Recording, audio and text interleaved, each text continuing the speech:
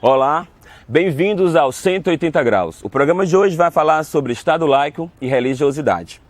De acordo com a nossa Constituição Federal, o Brasil é considerado um Estado laico, isto é, não possui uma religião oficial. Fundamentações religiosas não podem influir nos rumos políticos, jurídicos da nação. Sendo assim, o Estado laico existe de direito, mas não de fato. Para discutir o assunto de hoje, estamos aqui com o professor Glauco Magalhães Filho, professor de Direito, professora Sandra Helena, professora de Filosofia e Ética, ambos da Universidade de Fortaleza. Bom, quero começar o nosso programa de hoje já com uma pergunta. A Constituição especifica o preconceito religioso, mas na prática vemos que a cultura de uma sociedade é a maior causa desse preconceito. Para vocês, é impossível interferir, ou melhor, é possível interferir na cultura de uma sociedade neste sentido? É possível e, em muitos casos, é absolutamente necessário. Faz parte de tarefas civilizatórias, né? Eu sou formada numa tradição iluminista e, apesar de todas as críticas que se façam, sobretudo no último século, algumas falências da secularização da sociedade, eu não creio que nós possamos abrir mão inteiramente dessas conquistas. E entre elas está justamente o princípio da tolerância, o princípio das liberdades de expressão, de pensamento e de credo.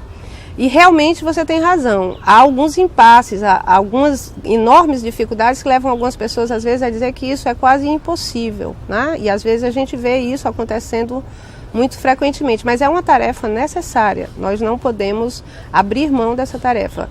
Quando for necessário intervir, estabelecer parâmetros muito claros, parâmetros normativos, civilizatórios muito claros. Professor?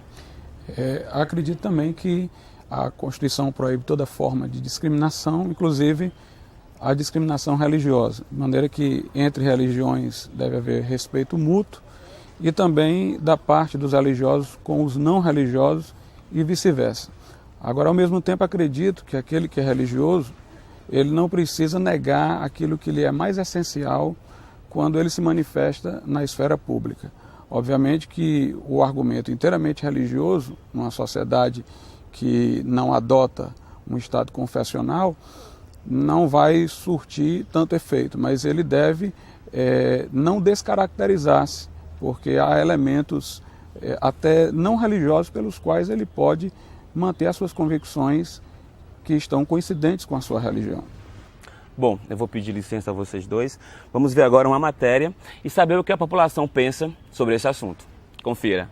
Apesar de ser um tema pouco discutido, o Estado laico é uma realidade no Brasil. Mas será que a população sabe o que é Estado laico? O senhor sabe o que significa Estado laico? Sim. Estado laico significa que o Estado não tem religião definida. O povo é à vontade para ter sua própria religião. Não sei. Não, mas gostaria de saber. Eu nunca ouvi falar. Não. Você pode me explicar? Um pouquinho. Estado laico quer dizer que o Estado não se envolve com religiões. Que ela não tem uma religião oficial. Você é contra ou é a favor? Você acha que todo mundo pode ter a religião que quiser? Ou é preciso realmente ter uma religião oficial? Não, eu acho que a pessoa deve ter sua opção. Cada pessoa deve escolher o que quiser ser. Quer seja evangélico, quer seja católico. Porque todas as pessoas têm que ter sua preferência. Essa é a minha opinião. Concordo. Nós somos evangélicos e também nós achamos que as pessoas devem ter essa escolha de ter uma religião. Na minha opinião, eu acho que as pessoas devem ter essa opção de escolher. Para mim, eu acho que tem isso. Cada um tem seu espaço. É religião, candomblé, católica, tudo. Sempre tem um espaço para qualquer um da religião. Jesus foi muito claro quando disse que vocês são livres para escolher. Se vocês quiserem me seguir, é dessa forma. Se não quiserem, procurem outra coisa. Todo mundo tinha que ter a religião certa para poder, ao menos, equilibrar, né, o país. Porque nós temos tantas religiões que ninguém sabe nem para que lado vai. Não. Eu acho que cada pessoa é independente e ela pode perfeitamente fazer a sua opção. Você pode ser o que quiser, independente do Estado. O Estado não manda em você. Você tem livre-arbítrio para decidir o que é o melhor para o seu estado de espírito. Quando se trata da realização de manifestações religiosas em prédios públicos, a população é enfática. O Estado é laico, né? Então isso não deveria existir. O que deveria existir é tudo sendo pautado dentro da Constituição. Não se mistura política com religião. Quem faz política faz as leis, determina as coisas para os cidadãos, e quem cuida da religião é o cidadão com a sua própria igreja. Misturar as coisas, legislar a favor da ignorância. Agora eu quero me dirigir aqui à professora Sandra Helena com uma pergunta.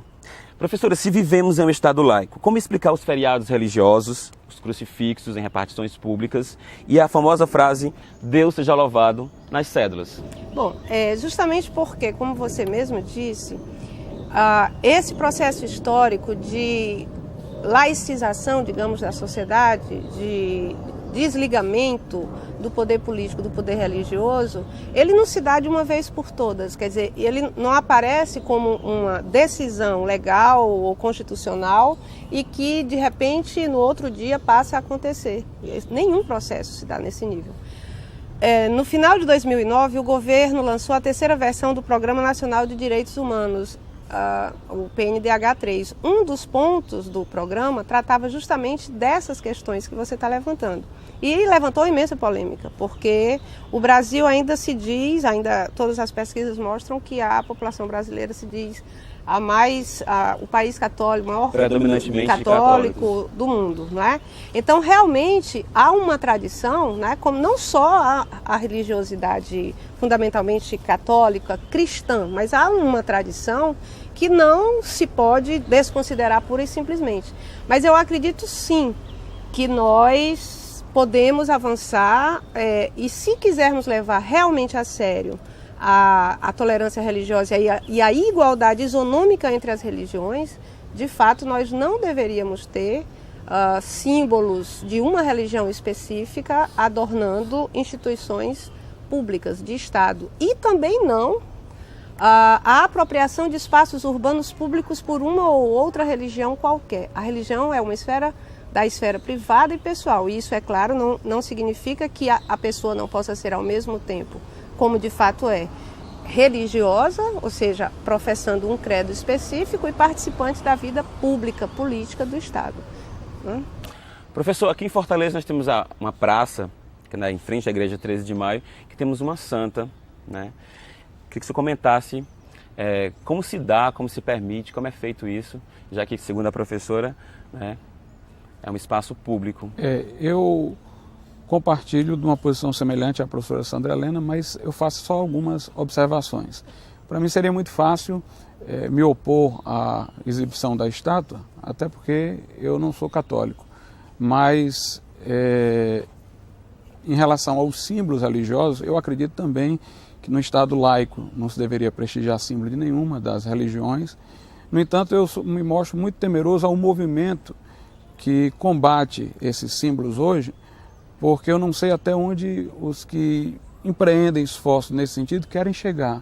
Por exemplo, na França, eles interpretam como algo relacionado ao Estado laico a pessoa não trazer nem no seu corpo a exibição de símbolos religiosos, como o crucifixo, no caso da muçulmana, o véu. Então, nesse caso aí, ao meu ver, não existe um espaço mais privado do que o seu próprio corpo. Então, eu às vezes me mostro assim, um pouco temeroso em relação ao movimento que é contrário aos símbolos religiosos, embora eu também seja, e não, às vezes até paro um pouco para pensar se devo apoiar ou não, porque eu não sei até onde pode ir. Eu sei que muitos dos que militam nesse sentido estão tomados desse espírito realmente combatente da religião, e a gente não pode manifestar um pensamento apenas em tese. Se as coisas em tese fossem como deveriam ser, é muito fácil eu dizer eu sou contra a exibição dos símbolos religiosos. Mas quando eu me manifesto, eu sempre procuro me situar historicamente e ver qual é a força contrária a esses símbolos, para ver se eu também não estou apoiando um outro extremo. A forma como se dá esta relação entre o Estado laico e a religiosidade, ela é muito diversa, né? Então nós vamos ter algumas situações de estados, você vê o caso da França, onde há um anticlericalismo extremo, né? A forma como se deu a separação do Estado e da religião. E você pode ver outras convivências mais pacíficas, mais harmônicas, como há bem pouco tempo atrás a gente se gabava de dizer que o Brasil era um país do sincretismo religioso. Na verdade, no Brasil a gente sempre fez questão de dizer que nós somos um povo pacífico, um povo cordial, um povo que convive bem com as diferenças.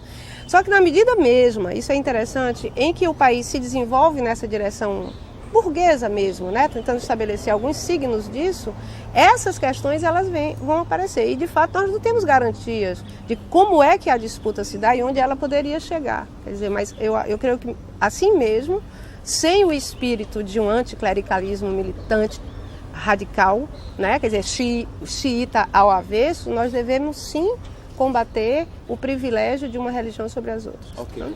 William Wilberforce, que foi o que militou muito na Inglaterra pelo fim da escravidão, um cristão metodista, e que é considerado o herói da abolição dos escravos. Ele era favorável à libertação dos escravos, no entanto, houve um projeto de lei que estabelecia a forma da abolição de maneira repentina e drástica. E ele percebeu que havia uma estratégia naquilo ali. O objetivo não era acatar a proposta dele de libertar os escravos, mas gerar uma situação tão desastrosa no plano econômico que a sociedade iria passar a se opor depois daquela medida à abolição da escravatura, ia reverter o processo, voltar à escravidão e nunca mais haveria o espaço de ele propor novamente a abolição. E ele, que era um líder desse movimento abolicionista, votou contra aquela medida, porque viu que estrategicamente ela causaria o efeito inverso. Vamos aqui dar uma paradinha, voltamos logo depois do intervalo. Então, fica ligado, 180 graus, volta já.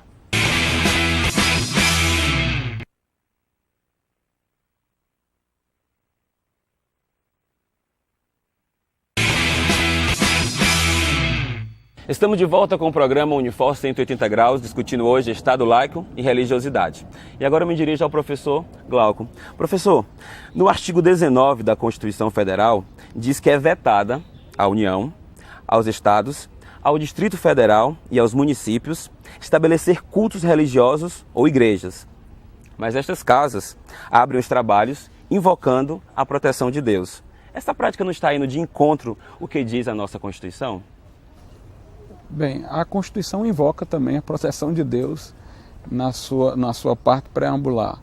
Então, a questão é se os que estão ali realmente vão se opor àquilo ali, porque o que se vai decidir em seguida é que é mais importante. A invocação de Deus poderia ser uma lembrança que aquele dia é o Dia das Mães, poderia ser uma homenagem hoje em nome das mães, porque é o Dia das Mães, vamos abrir aqui.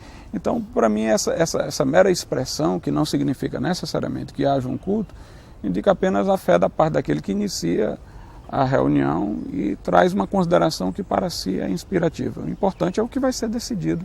De fato, esse preâmbulo, né, que tanto a Constituição coloca como as sessões legislativas, não causam tanta espécie a quem milita, né, pela laicidade do Estado. O que causa, e tem causado sobretudo aqui entre nós, é a exibição nas TVs dessas casas ou nas rádios dessas casas, portanto são públicas, de cultos religiosos.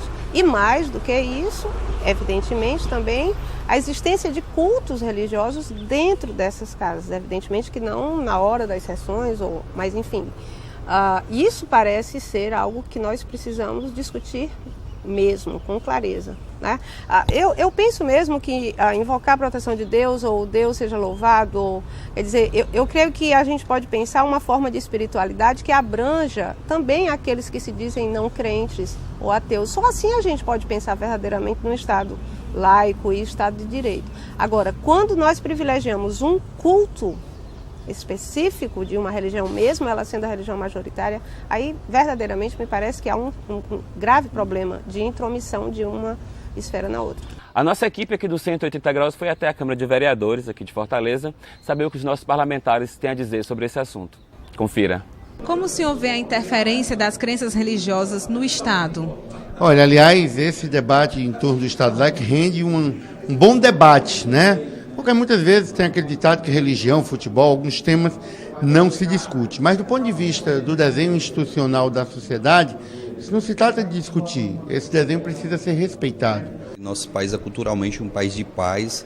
Eu acho que essa paz tem muito a ver com o Estado laico, né, em que nós vivemos. A liberdade de religião, ela faz com que nós evitemos conflitos religiosos, como a gente vê no Oriente Médio. Eu acho extremamente importante o respeito a esse Estado laico. No Brasil não vejo interferência da religião no Estado, não. O Brasil é um Estado laico e eu estou na política há bastante tempo. Eu nunca vi uma pessoa deixar de fazer um concurso público por ser ateu, ser rejeitado no emprego por ser ateu, político. Então, em todos os segmentos, o ateu é tratado da mesma forma que o religioso. Alguns parlamentares foram além da opinião e propuseram projetos para propagar a religião, como foi o caso do vereador Walter Cavalcante, que pretende incluir programas religiosos na TV Fortaleza. Esse projeto surgiu na campanha da presidência da mesa diretora, onde o vereador Elpidio Nogueira, que faz parte, é o nosso primeiro secretário, dentro da visão de querer abrir o parlamento para as religiões, para qualquer tipo de culto. Então, nós encampamos, dentro do nosso programa de governo, os eventos religiosos. Nós vamos transmitir pela TV Fortaleza o evento ecumênico, no caso católico e evangélico, e vamos fazer uma mesa de negociação, uma mesa de conversa com toda a sociedade, para que outras religiões que queiram também ter o seu acesso aqui nessa casa possa também ser livre. A bancada do pessoal, eu e a Toninha Rocha, fomos um dos 2 votos contrários a esse projeto, né? Porque nós achamos que não é a função de uma TV pública, tá certo, a exibição de cultos religiosos, né? Até por conta do próprio princípio do Estado laico, né? O entendimento nosso é de que a TV pública ela deve veicular tanto as ações da Câmara Municipal como ações de utilidade pública, temas, vamos dizer, de interesse público da sociedade. Eu acho que se for liberado missa para ser transmitida pela TV pública, a TV Fortaleza, tem que ser liberado o culto dos evangélicos ou de qualquer outra religião. Eu acho que, comprovando que realmente o Estado é laico, se houver a liberação de algum culto religioso para uma determinada crença, para uma determinada igreja, tem que ser liberado para todas as demais igrejas. Então a gente é a favor da liberdade de religião, a favor do Estado laico, e por isso nós somos a favor de se liberar para uma religião, liberar para todas. Sobre esse debate da TV Câmara passar a programação religiosa, eu acho que inclusive não é o melhor caminho ser decidido pelo presidente ou mesmo por uma decisão dos vereadores, como foi a aprovação da resolução que tratou disso. O caminho seria nós montarmos um conselho da TV que houvesse representação de segmentos da sociedade e de que a gente dando um bom exemplo para o debate da democratização dos meios de comunicação. E na volta do bloco, eu já começo com uma pergunta aqui para os nossos convidados. O artigo 5º da Constituição garante a inviolabilidade de crença religiosa, mas no preâmbulo, invoca a proteção de Deus, caracterizando o Estado laico e não ateu. Por qual motivo a Constituição ampara as crenças e não ampara aqueles que não creem? Professora, pode começar? Eu creio que o Estado ampara, sim, os que não creem. Ele protege e guarda o direito dos que creem, né? Evidentemente que, a meu ver, também invocar a proteção de Deus não deveria causar nenhum tipo de problema ao ateu. Eu realmente concordo com isso. Ou não propriamente o ateu, mas aquele que sabe que a dimensão da espiritualidade também se dá no Estado. Quer dizer, eu acho que a gente pode separar essa questão, aonde ela pode nos unir e onde ela nos separa. Ela pode nos unir na metafísica, na espiritualidade, de acreditar na ideia de que nós somos uma comunidade. Ela pode nos separar nos aspectos de conduta, na parte da ética. E aí ela realmente coloca alguma perspectiva do Estado civilizador em choque com algumas perspectivas éticas das religiões, né? A Constituição, é bom que se diga, ela é anterior ao Estado. Então, a Assembleia Constituinte ela é eleita para organizar o Estado e depois ser dissolvida, embora nem sempre aconteça dessa maneira. Mas essa é a teoria do poder constituinte, por isso que ela é Constituição. Então, quando a Constituinte invoca Deus naquele momento, teoricamente falando, ainda não há o Estado. Quer dizer, uma constituinte que acreditava em Deus e poderia ter constituído um Estado confessional, constituiu um Estado laico. Então, aquela constituinte representa o povo, representa a nação, a soberania popular. Embora o Estado seja laico, a nação é religiosa. Então, uma nação religiosa constituiu um Estado laico. Por isso que ela invoca Deus. Retomando a ideia de que a nação é religiosa e tem, portanto, garantida o direito de manifestar a livre expressão religiosa, seus vários matizes, mesmo a gente sabendo que há majoritariamente uma religião sobre outras, mas também salvaguardando o direito daqueles que não creem, que são cidadãos e que podem expressar essa ausência de fé. Mas aí é que está, eu acho que a gente pode ganhar muito com esse debate, né? Humberto Eco tem um livrinho excelente chamado Em que creem os que não creem, né? Há muitos pensadores tentando dizer que aqueles que não creem necessariamente numa transcendência metafísica, eles não estão, por isso, impedidos de ser humanistas, nem de entender quais são as questões fundamentais que colocam o ser humano no centro e pensar numa sociedade justa, igualitária, fraterna. O problema, portanto, é decidir onde e quando tanto crenças religiosas como não religiosas põem isto em causa. Quer dizer, e me parece que quando a gente coloca a coisa como uma disputa entre religiosos e não religiosos, é como se dissesse, bom, o bem está de um lado e o mal está do outro. Não, nós vamos encontrar problemas, obstáculos ao desenvolvimento da emancipação, digamos assim, do homem, entre religiosos e não religiosos também. Apenas na questão da religiosidade, isso se agudiza quando ela se fundamenta em preceitos normativos, como no caso do Brasil hoje, um dos grandes debates, que é a questão do direito da homossexualidade, e que afeta diretamente quase o conjunto das religiões que estão no país. Então isso realmente é ponto de clivagem, né? A gente tem alguns pontos de clivagem que tem que ser superados, né? E eles não vão ser superados sem conflitos. Ok, professora. O Newfor 180 Graus vai dar uma paradinha e volta já.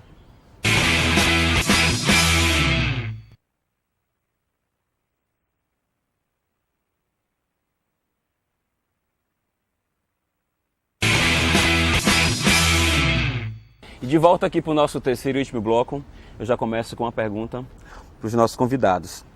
Na Suécia, 85% da população é ateia.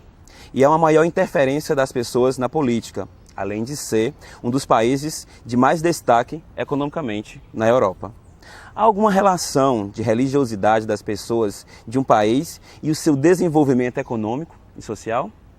Tem uma obra clássica, conhecidíssima, que boa parte dos estudantes universitários já leu, já ouviu falar, de um pensador alemão chamado Max Weber, né, cujo título é A Ética Protestante e o Espírito do Capitalismo, e que, quando completou 100 anos, foi feita uma pesquisa e revelou-se que ela é uma das obras, é a obra que mais influência teve durante o século XX sobre o imaginário, digamos assim, intelectual brasileiro. Ele vê no protestantismo ascético, ali, luterano, calvinista, né, logo posterior à reforma, o motor de propulsão do desenvolvimento da economia capitalista. Ele vai investigar as riquezas dos capitalistas naquele momento, sobretudo em Inglaterra e Estados Unidos, e descobre aquilo que para ele não é uma coincidência: os caras são protestantes. E aí ele escreve toda essa obra. Então, isso de certo modo pautou, né, também esse imaginário de que o protestantismo americano seria responsável pela riqueza da América do Norte, enquanto que nós, colonizados pelos portugueses, pelos ibéricos, pelos católicos, né, os reis católicos, isso explicaria o nosso atraso. Eu acho que a gente tem que rever com muito cuidado isso, porque a gente teria que discutir o que é mesmo desenvolvimento econômico, né? Quer dizer, enfim. Eu me coloco ao lado do Max Weber. Se você prestar atenção, não apenas comparando os Estados Unidos protestantes com a América Latina católica, mas se você comparar na própria Europa, os países que são protestantes, como a Inglaterra, como a Alemanha, em grande parte, né, que lá é meio a meio, e outros países, a Suécia, a Dinamarca, com os países católicos, como a Itália, Portugal e Espanha, você vê que há uma diferença em termos de desenvolvimento e de progresso. Porque o protestantismo originário, ele ensinava uma grande disciplina de vida, que levava a pessoa a trabalhar muito, a não gastar absolutamente, a reinvestir o que ganhava. Então todo esse espírito arrojado, trabalhador e tal, para a glória de Deus, o Max Weber sempre faz questão de dizer isso, que o capitalismo posterior, ele manteve a lógica do protestantismo, mas desvinculou do espírito religioso. Quer dizer, o protestante fazia isso para a glória de Deus, ele não fazia para enriquecer. Ele mostrava um estilo de vida simples, muito embora ele ganhasse bem, produzisse muito, enquanto que o capitalismo atual visa ao lucro, né? Então é outro espírito, mas é como se o capitalismo fosse fruto de tornar mecânico o espírito protestante sem as motivações que os protestantes tinham. Os protestantes originários, né? Agora, hoje nós temos uma situação bem diferente. Por quê? Porque cada vez menos esse protestantismo da reforma existe de maneira marcante. As seitas neopentecostais que proliferam, elas já estão sendo mais uma teologia de consumismo do que de poupança. Na verdade, a pessoa deve gastar para poder mostrar que está sendo abençoada por Deus, ao contrário daqueles homens que entendiam que você deveria evitar o gasto supérfluo. Havia um espírito associativo, comunitário muito maior. Essa teologia da prosperidade atual que rege as igrejas neopentecostais, ela é individualista, ela estimula o consumismo e, consequentemente, o acúmulo de dívidas, e realmente a gente vê que ela não corresponde àquilo que houve no início e tem muito pouca força para mobilizar realmente um desenvolvimento. Agora, todos os países protestantes da Europa que cresceram por influência do protestantismo, depois dessa secularização e desse ateísmo que se difunde, é só prestar atenção. Eles estão todos declinando. A Europa passa por uma crise. Não é tão sentida porque ela ascendeu tanto que vai descendo a ladeira devagarzinho e ainda se aproveitando do muito que cresceu. Agora a gente vai abrir para as perguntas aqui da plateia. Alguém tem alguma pergunta para fazer? Oi, o meu nome é Mirelle e a minha pergunta, na verdade, pode ser respondida por qualquer um dos dois. E assim, eu vou levar um pouco mais para a questão prática, a discussão, principalmente para nós jovens, assim, que tem muito acesso à internet, à rede social. Pouco se discute sobre essa questão de Estado laico e religiosidade, principalmente os dois em si, né? Mas eu já vi nas redes sociais algumas pessoas comentando e postando fotos de uma nota com vários louvando a vários deuses diferentes, várias religiosidades, enfim. Quando a gente questiona ou tenta trazer à tona essa discussão, pouco se fala na prática o que é que de fato devia ser feito. Se abandona-se a religião em qualquer aspecto ligado à política e à questão do país, ou se inclui todas as religiões. E aí eu queria saber a opinião de vocês, de forma prática, qual que seria o caminho? Abandonar de vez o seja louvado a Deus na Constituição e em todos os outros segmentos da sociedade, ou incluir todas as outras religiões que são abrangidas, que abrangem, né, o nosso país, assim, enfim. Eu vou começar pelo que interessa. Eu acho que essa parte do Deus seja louvado, dos símbolos, pelo menos para mim é a coisa menos importante. Eu acharia que se nós fôssemos começar tudo de novo e dentro de um espírito moderado, sem os exageros também da perspectiva antirreligiosa, nós poderíamos até não ter tido esses símbolos dentro de uma filosofia mais coerente do Estado laico. Agora, a coisa que me preocupa realmente é que, para os religiosos de uma maneira geral, a moral não é uma coisa estritamente religiosa. Ela diz respeito a algo que está inscrito na consciência de todo ser humano, até porque ele teria sido criado à imagem e semelhança de Deus. A gente nota que há elementos morais que as religiões, por mais que elas tenham divergência umas das outras, elas convergem. Por exemplo, elas convergem na defesa da vida, na questão do aborto, em outras polêmicas elas também convergem, quer dizer, há pontos de aglutinação que mostram que não é a característica dessa ou daquela religião, mas é uma coisa humana, né? Inclusive essa ideia de um direito natural, de uma lei natural inscrita no coração do homem, vem desde os gregos. Então, o problema, acho que mais importante para as pessoas religiosas sensatas, é que elas possam influenciar o direito através da moral da sociedade. Ou seja, que aqueles que vão construir o direito respeitem a sensibilidade moral do povo, na medida em que esta sensibilidade está influenciada, inclusive, pela religião, né? Então, eu não vou, na esfera pública, defender privilégios para essa religião, para aquela outra, mas eu, como religioso, quero defender questões morais que, a meu ver, transcendem a religião, que dizem respeito ao certo e errado e tudo. E muitas vezes, quando você vai defender isso, você é desclassificado porque é religioso. Isso aí é questão religiosa. Ou então, às vezes, isso é uma questão moral. Já estão dizendo até isso, como se a moral não tivesse mais nada a ver com o direito. Isso é questão moral, isso é questão religiosa. E aí há uma violência ao ser humano, porque ele teria então que se desvestir da sua qualidade de ser religioso para ser ouvido. Então, a meu ver, o que é mais importante é que a sensibilidade moral da sociedade, o que a sociedade pensa em conjunto, na sua grande maioria, sobre aspectos morais, seja respeitado pelos legisladores e que a religião tenha a liberdade de poder influenciar a sociedade no seu discurso através disso. Eu creio que a religião já influencia, né? Eu não vejo que as pessoas religiosas não estejam investidas, pelo contrário, elas estão investidas. E não estão investindo na questão que eu acho, só para esclarecer, é que os que vão tomar decisões institucionais sabem que a sociedade, do ponto de vista moral, tem determinados conceitos por influência da religião, mas sendo que eles não levam em conta lá. Então você tem um descompasso. Eu discordo. Eu creio que no momento em que nós dizemos que o Estado é laico, aí sim, por isso que eu disse aqui, nós temos uma clivagem. Aqui nós entramos, vocês lembram quando eu falei da questão metafísica e da questão ética, das normas, dos valores, né? O fato de dizer que as religiões convergem em alguns valores não autoriza de per si esses valores. Essa que é a questão, né? Há uma conquista do Estado secular que ela é problemática, eu concordo, que é a conquista da autonomia, da consciência, né? E aí realmente todas as tradições, nós não temos falta de religião na legislação, ao contrário.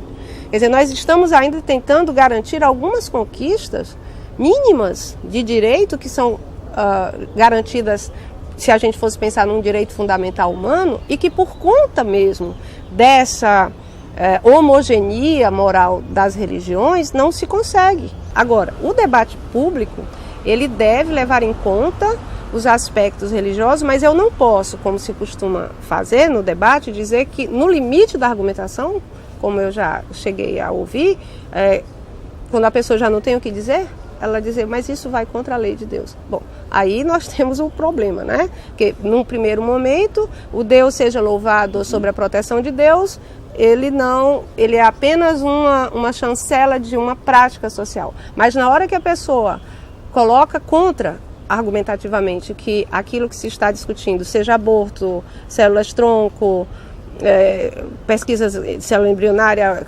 casamento homoafetivo, adoção por casais homoparentais, aí eu digo, não, mas isso vai contra a lei de Deus. Bom, aí a gente gira em círculos.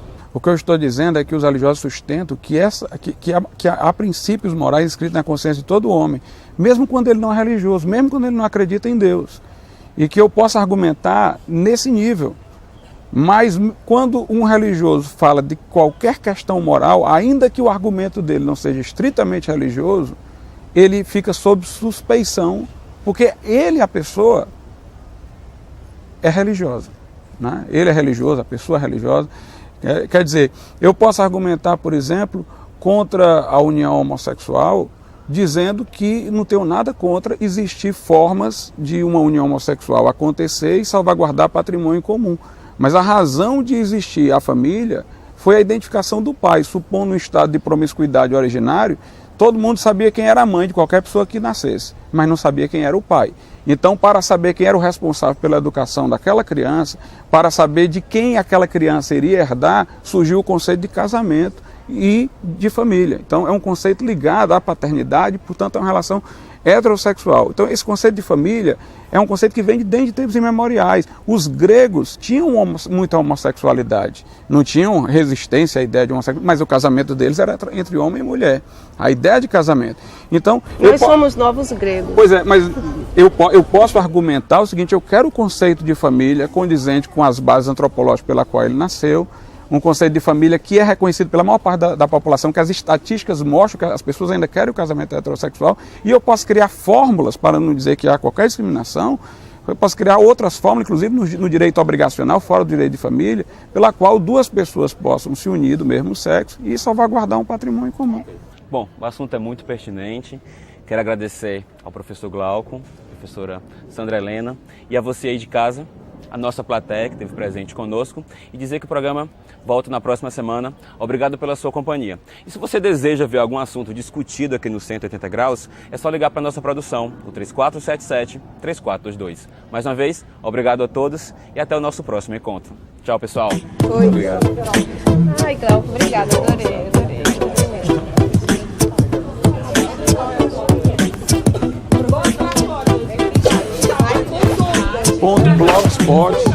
.blogspot.com